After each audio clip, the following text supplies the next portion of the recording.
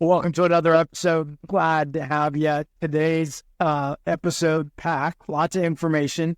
We'll go through it as fast as we can. The focus of today is the Graham-Leach-Bliley Act, GLBA, which is essentially the cybersecurity safeguard requirements that last year, in June of last year, and that's 2023, June 9th, 2023, went into effect to impact higher education. GLBA has been around for quite a while. Higher education as a sector just did not, fit into the application of the cybersecurity measures and rulings. They're important. You're supposed to be in compliance today. So if you're listening to this episode, everything we talk about, today pertains to you. It doesn't matter your accreditation. It doesn't matter your degree offering, your size. The GLBA will impact you. GLBA, like I said, stands for the Graham-Leach-Bliley Act. The act, also known as the Financial Services Modernization Act, was enacted in 1999, and it repealed provisions of an old act and introduced new regulations to govern then financial institutions handling of financial information. This new version of it now impacts higher education. When they updated it, it impacted a few different groups of sectors, not just higher education. How do these rules impact consumers, or how are they supposed to protect consumers? We're under the GLBA, financial institutions. Now, that definition includes higher education institutions. Why? Because higher education institutions essentially handle the disbursement of federal aid, which is Title IV. Whether it's Title IV or any kind of method of financial aid, it's federal aid, it's federal money, have to develop and implement safeguards to protect students' information, security, and confidentiality, including putting in measures to protect against unauthorized access of that information, data integrity, and preventing, security breaches. The new cybersecurity updates to the safeguard rule also apply to higher education, and they mandate that universities and colleges have to establish an information security program to safeguard student data. The most recent version of the safeguard rule encompasses 9 elements that institutions have to fulfill. So annual audits are a proactive and necessary measure to ensure compliance. They're essentially built into these 9 elements, but understanding these 9 elements helps you build, maintain, and comply with the appropriate structure to meet GLBA compliance. Element number 1 is pretty straightforward. You have to designate a qualified individual. So as a university or college, you have to designate a competent individual to manage and supervise your information security program. So whatever program you install to meet GLBA requirements, there has to be a very specific person with the right experience, skill set, and competency to manage it. The person needs to be an employee, can be an associate or a vendor. It can be a service provider, as long as they have the practical knowledge that aligns with your needs, right? As an institution.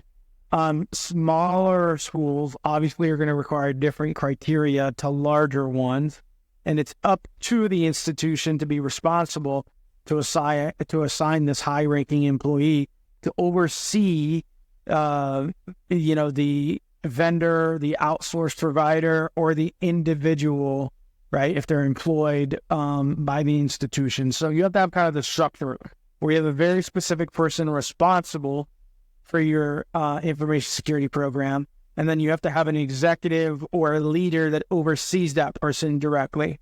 Second, or element number 2, you have to conduct a risk assessment, right? So as a college, you have to conduct a risk assessment before putting together an effective information security program. You have to identify and evaluate foreseeable risk and any threat you have to student information security, confidentiality, and integrity. This assessment has to be documented. You have to be able to provide the findings upon audit, and should include different criteria for assessing risk and threats. They do ask you to do this often, not just one time. Periodic assessments, they state, are necessary to account for changes in operation and new threats. So you're going to do this initial assessment as part of element number 2, and then you're going to put in a system report protocol for periodic, assessment of your security program. Number 3 is really the meat of this, right? Element number 3 is to design and implement safeguards. So you have to have safeguards for very specific things on student information. And this is a little bit different than like FERPA or HIPAA. This is all information. So they use this acronym called PPI, private personal information, and the essentially anything other than first name, last name would somehow fit into the criteria of private personal information that you have to safeguard against on behalf of your students. So as part of element number 3, your safeguards look like this. You have to have a safeguard against access controls. So you have to regularly review who has access to student information, and you have to ensure that you need it if you keep it, and that person that has access to it needs it to operate within their role for the student. Number 2, you have to have proper safeguards for inventory and understanding, right? You got to maintain an accurate inventory of data and systems. You have to very clearly be able to know where things are collected, stored, or transmitted. They have very specific kind of guidelines around this, right? So they don't want PPI information held overseas, stored overseas. They don't want it to leave America. They want it to stay onshore. So that's important to understand. Safeguard number 3 is encryption. They want you to encrypt customer information on a system during transit or use, and it has to be approved by your qualified individual. So there's a lot of kind of moving parts to this. App assessment is number 4, element number 4. You have to implement procedures to evaluate the security of internally developed or third-party apps used for customer information. So any kind of application or widget or form that you're using, you've got to have a procedure internally to evaluate its security. You have to install multi-factor authentication. So you got to implement multi-factor authentication for accessing any kind of student information. And they're very specific about saying you need 2 factors of authentication. Another element is secure disposal. So when it comes time to get rid of student information, you have to do it within a specific period of time as outlined in GLBA, and you have to do it in a very specific way as outlined by GLBA. And then any kind of change aspect or change management. So you have to anticipate, evaluate information system or network changes to maintain adequate security. And then finally, logging and monitoring, right? So you have to maintain logs of all users' activity, and you have to implement controls to detect unauthorized access. So they're putting it on the institution to essentially control access to student information and to document it and have a mechanism to detect and notify for unauthorized access. All of that, it was element number 3. Moving to element number 4, you need to regularly monitor and test safeguards. So all the safeguards that we just went through, you have to have a procedure and a process in place to check essentially all the safeguards that you've put in place. Element number 5 is you got to train staff. So they want to make sure that you have a ongoing training program and that all staff are going through proper training to protect student PPI. Number 6, you have to monitor service providers. This is a little bit in depth, right? So you have to select service providers with what they deem as appropriate skills and experience to maintain safeguards. And then they want their contracts to essentially be cleaner and around these security expectations, including, the monitoring provisions and the periodic reassessment. The expansion of that is the responsibility for third-party vendors as these rules apply. So it's a roll-up responsibility. So as you work with vendors, contractors, or software companies, for example, and they have access to your PPI, they need to pass muster with your internal safeguard programs, and they have to comply with GLBA, and it's your responsibility to essentially test them or, audit them or give them a mechanism to prove that they can comply with your internal safeguards and GLBA. Number 7, you got to keep the information security program current. So you need to essentially be adaptable to accommodate the changes in operations and risk assessments and emerging threats and personnel.